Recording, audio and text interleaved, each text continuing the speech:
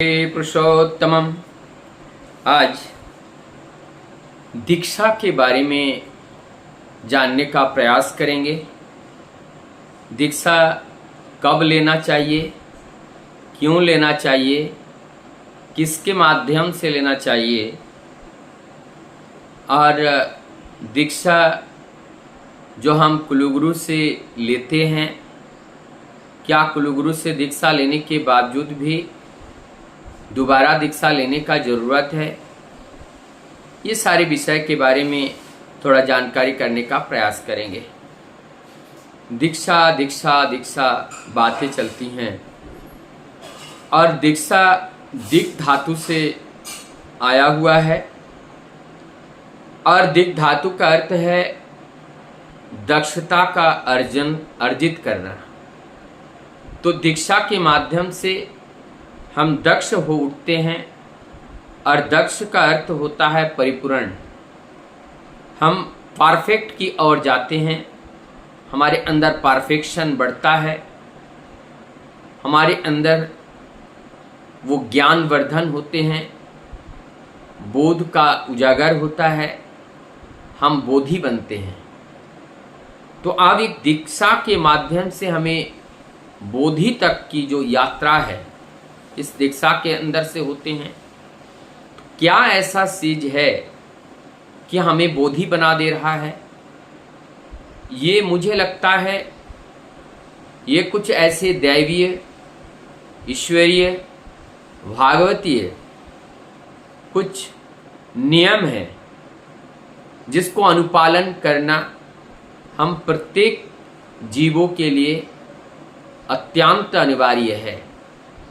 जैसे जीव जंतु पशु पक्षी वो प्रकृति के निर्देश को पालन करके चलते हैं, लेकिन हम मनुष्य बुद्धिमान होने के नाते हम इस नीति नियम को पालन करने के विपरीत मन मुताबिक चलन में चलना ज़्यादा पसंद करते हैं और जिसके वजह से हम पतित होते हैं, जिसके वजह से हम निराश होते हैं, हताश होते हैं, जीवन उदासीन हो जाता है।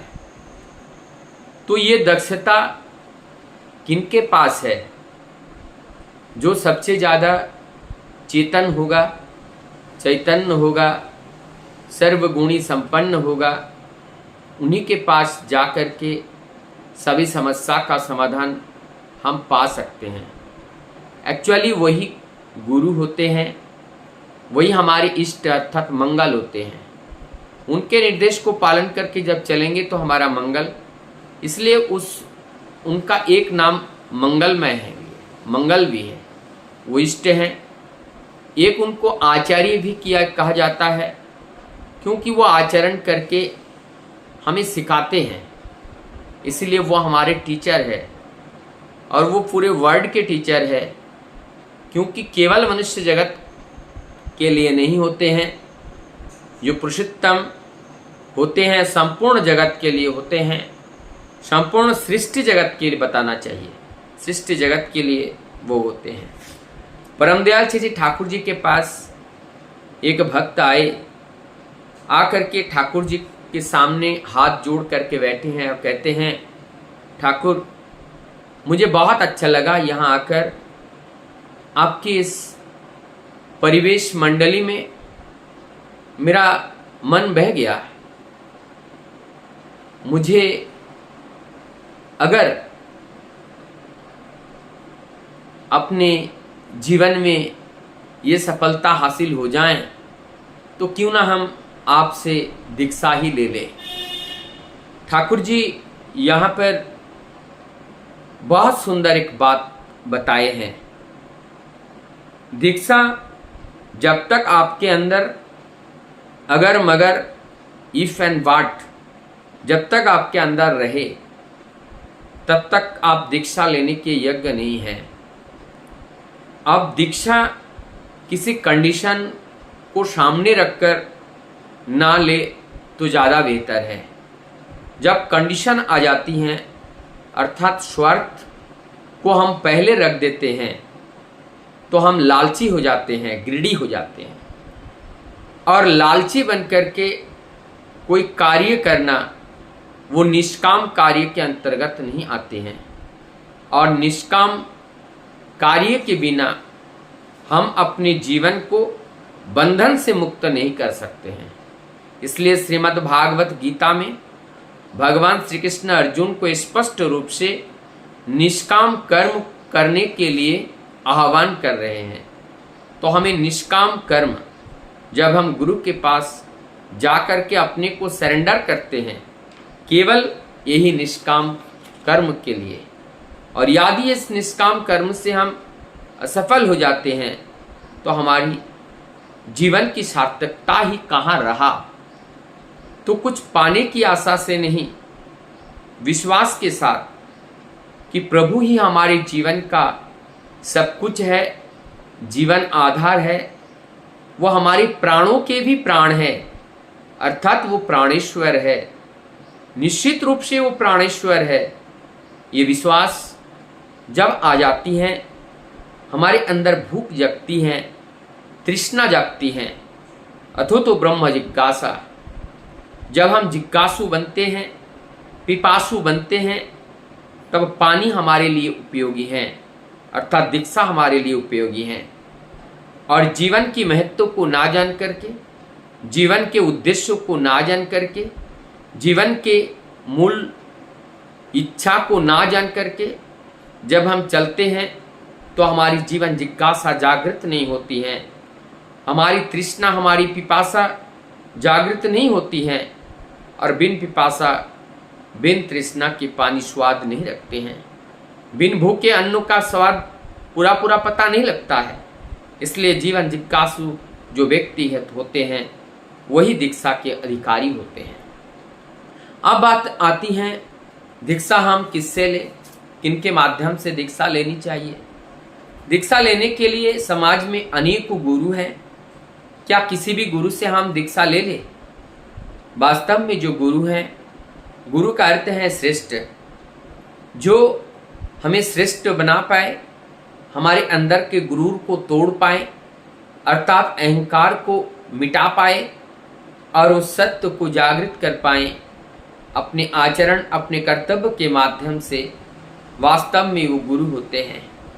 और जिनके पास श्रेष्ठ भाव से उत्सारित होता है सभी ज्ञान का, और ऐसे ज्ञान उत्सारित करने वाले जो व्यक्ति होते हैं वो भगवान होते हैं। और जिनके पास ऐसे काव्य दर्शन, विज्ञान, आचरण होते हैं जिससे आकर्षित होकर के हमें गुरु के प्रति, ईश्वर के प्रति, गुरुजनों के प्रति श्रद्धा का भाव जागरण होता है, वही हमारे गुरु होते हैं। अर्थात वही गुरु के आगे फिर सदगुरु लगा देते हैं। सद का अर्थ होते हैं, यश धातु से आया, और इसका अर्थ होता है बचना और बढ़ना। जो गुरु के पास जाने पर हम बचना और बढ़ना जान पाते हैं, सीखते हैं, वही वास्तव में हमारे जीवन के गुरु होता है। कुलगुरु का अर्थ क्या है? कुलगुरु का अर्थ ये है, लाइट जब चली जाती हैं तब हम छोटे छोटे डिबिया जलाते हैं, छोटे छोटे लाइट जलाते हैं, लेकिन जब लाइट आ जाती हैं तब वो छोटे डिबिया की कोई ज़रूरत नहीं होती है।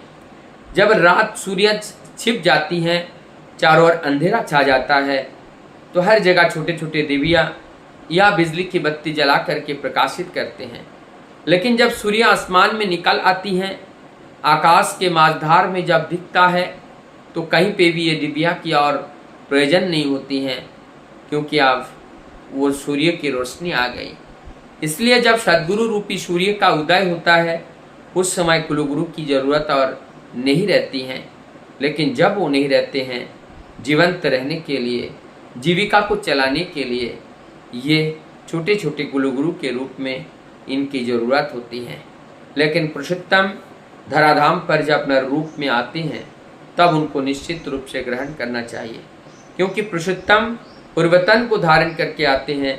इसलिए वर्तमान पुरुषोत्तम को जीवन में ग्रहण करना चाहिए। जब वर्तमान पुरुषोत्तम को जीवन में ग्रहण करके हम चलते हैं, हमारी जीवन की अनंत बाधाएं वर्तमान परिस्थितियों के साथ हम कैसे लड़े, वो लड़ने के लिए जो प्रतिरोधक क्षमता बढ़ाने के लिए जो वैक्सीन्स हैं, जो नीति नियम है, जो प्रिस्क्रिप्शन है, वो वर्तमान पुरुषोत्तम के माध्यम से हमें मिलता है। जब हम उस नीति नियम को पालन करके चलते हैं, कोरोना जैसे भयंकर बीमारी को भी हम मात दे सकते हैं। एवं अभी नए नए जो जन्म लेने वाले जो बीमारी है उसको भी हम मात दे सकते हैं।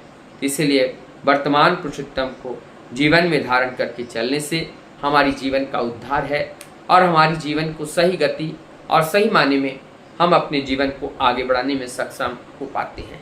आइए, जीवन में गुरुकरण करना अत्यंत आवश्यकता है। बिना गुरु के ये जीवन चलती नहीं है। माँ के गर्भ से आते हैं, हम अपने माँ को गुरु बना करके मातृदेव भव कह करके उनको पूजते हैं, क्योंकि उनसे हम सब कुछ सीखते हैं। फिर उनके बाद हम पिता से पितृदेव भव और उसके बाद आचार्य देव भव। ये वेद में कहते हैं ये 3 गुरु होते हैं हमारी, और ये 3 ब्रह्म हैं। ये ब्रह्मा विष्णु महेश्वर के रूप में ये हमारे दृष्टांत में हमारे जीवन में आते हैं। तो माता पिता और गुरु ये हमारे जीवन को संवारते हैं, हमारे जीवन को सुंदर बनाते हैं और हमारे जीवन को आनंद से जीने का राह प्रदान करते हैं। ऐसे ब्रह्म सत्य ब्रह्म को अपने जीवन आदर्श मानना है, इनको श्रद्धा करना है, भक्ति करना है, सेवा करना है। उसी के माध्यम से हमारे अंदर बोध का उदय होगा, ज्ञान का उदय होगा, भाव आएगा। तब हम बोलना सीखेंगे, जीना सीखेंगे, करना सीखेंगे। सबकी मंगल प्रार्थना प्रभु के चरण में करता हुआ मैं अपनी बात को यही विराम देता हूँ। जय गुरु, वंदे पुरुषोत्तम।